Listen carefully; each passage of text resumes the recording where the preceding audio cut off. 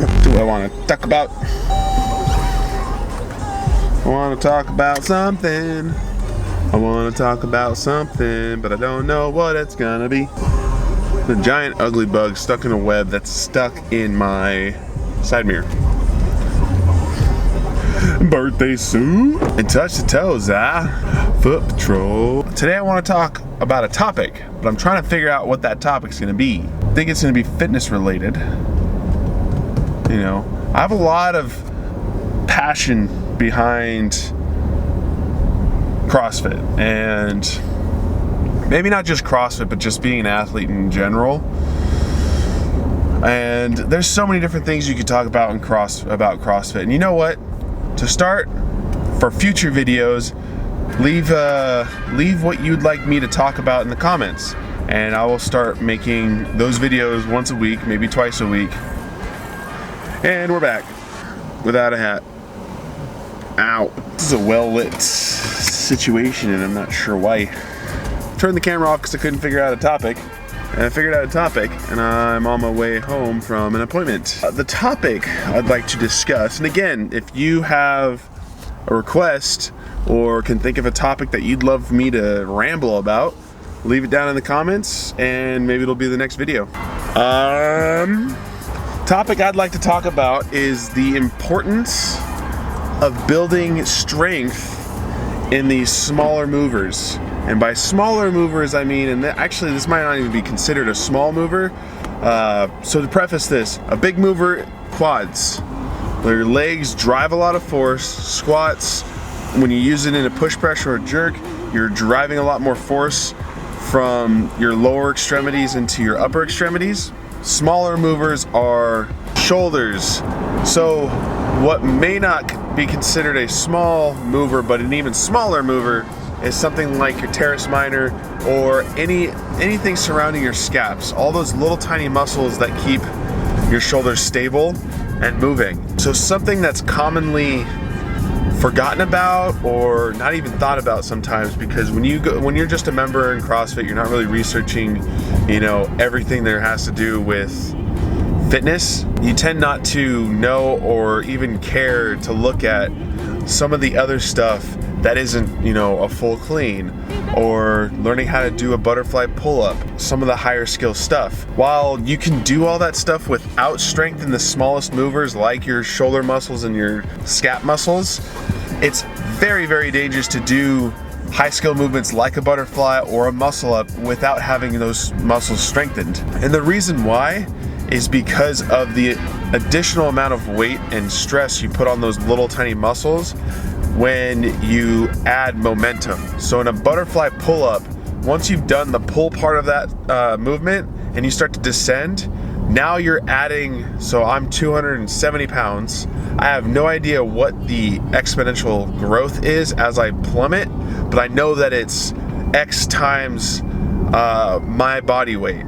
So I could be doing 3 times my body weight, which would be like 600 pounds at the bottom of that kip. So you could start to think how important it is to have really strong small muscles, because the big muscles can handle that. Your shoulders, if you have a strong press, well, that's not a good example. If you have a strong deadlift, for example, I can deadlift 565 pounds.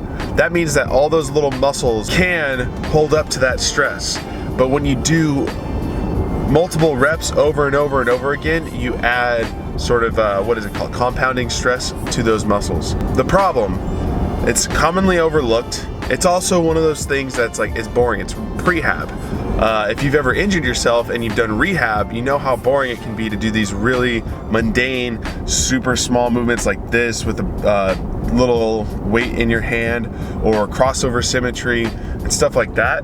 But prehab is something you would do to sort of keep yourself out of injury, and that's stuff like doing crossover symmetry before a session, or taking a barbell going up like this over the head and then pressing all the way up.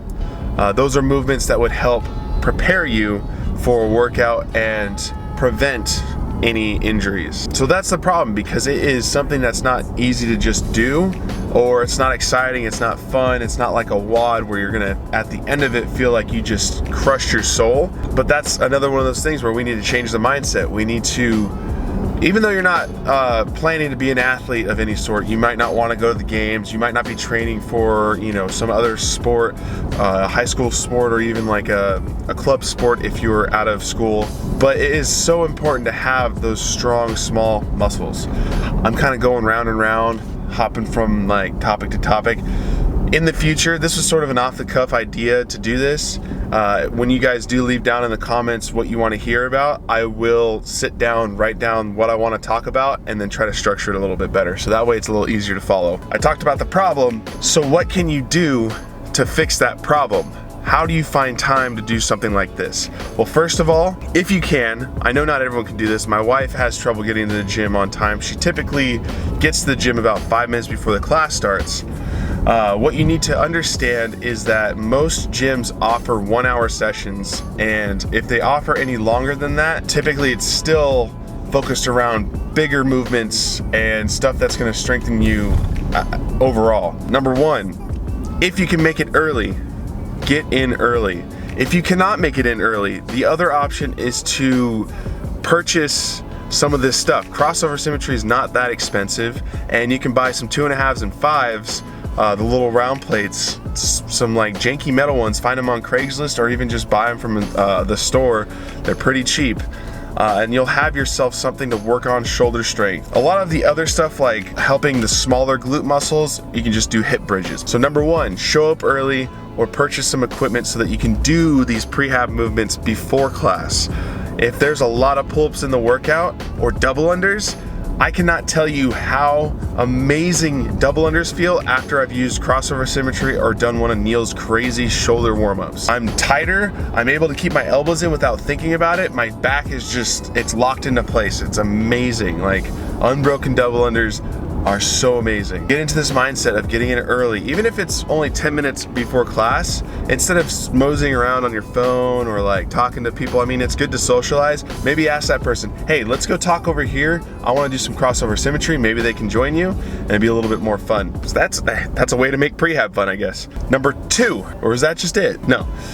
Number two, work on strict movements. Like, this is so important, so ridiculously important. Not enough of the time do we work on strict movements, and that's, you can blame a lot of different things, or you can say that not a lot of gyms program that stuff. I can tell you from experience that when I did programming for about a year straight, whenever I'd throw in strict practice, people got really mad because they didn't feel like they were getting the right kind of workout. They weren't sweating.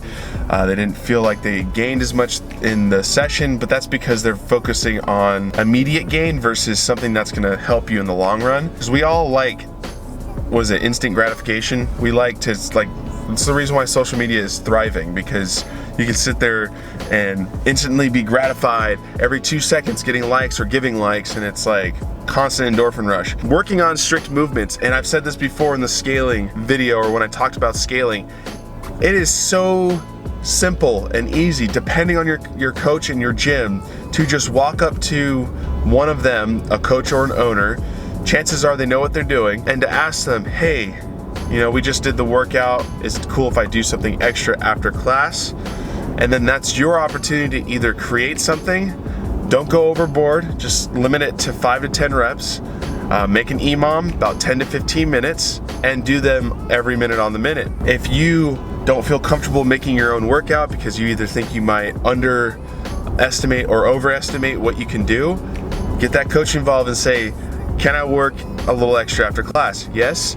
Can you quickly just give me something that will help my push-pull, or will help my glute strength, will help my core strength? And if they're a good coach, like I've said before, they will take that little bit of time to try to think of something for you. If they don't, it's time to move gyms. To be honest, the coach is there for one reason, and that's to help you get better. And if they can't take 5 minutes out of their time while the class is warming up or while the class is getting their stuff together, they can take a quick 5 minutes and say, hey, here's your 10 minute on the minute. So number two, work on those strict movements. Strict pull-ups. If you can string 5 together for a set of 5x5, you are that much better off than somebody else that cannot when you start doing butterfly pull-ups. And you are protecting yourself from injury because you're built to do those pull-ups. And here's the other part. So those are ways to fix it. here's why you should fix it or focus on fixing it. When you do those high intensity movements like butterfly pull-ups and you don't have strong small movers, you're putting yourself in a bad position. So not just for injury, but for efficiency. So for butterfly pull-up, I've noticed a lot of people who have a weaker core or weak shoulders, when they do butterflies, they get really, really bent. And I'm gonna call Camille LeBlanc out. And even though she is the poster child for butterfly pull-ups, I honestly would say that she's not the best at them. She can cycle them like crazy, but if you watch someone like Rich Froning, I think he has the best butterfly pull-ups out there, and I've modeled how I do them to him because of how he does them. And that's straight up and down with as little circular movement as possible. And the idea here is that as you go up and down, you have more center of gravity versus having to pull yourself back into position to get underneath the bar. So when you have a weaker shoulder, you're no longer able to pull up. You're relying more on that momentum and hip pop to get yourself high enough to pull to the bar, and then you're dropping down underneath it. So when you can do 5 strict pull-ups and then you add a kip to it, now you only need to pop your hips just enough to where you can pull yourself really quick with your arms and then push yourself back down. So that's my argument for building stronger, smaller movers, like your scap muscles and your shoulder muscles. Hopefully a lot of that made sense. I honestly can't really say if it did. You know, sometimes when I talk, I feel like I'm rambling and all over the place, but then I watch it back and I'm like, yeah, that wasn't too bad. So let me know down in the comments what you think of this video. Let me know what you'd like me to talk about next. And thanks for watching this video. Hope you enjoyed it.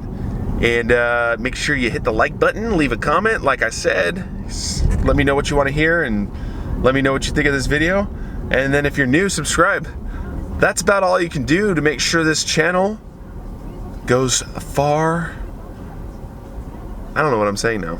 It is hot in my car right now. Woo! So yeah, that's the end of this one. Make sure to like, comment, subscribe, and we'll see you in the next one.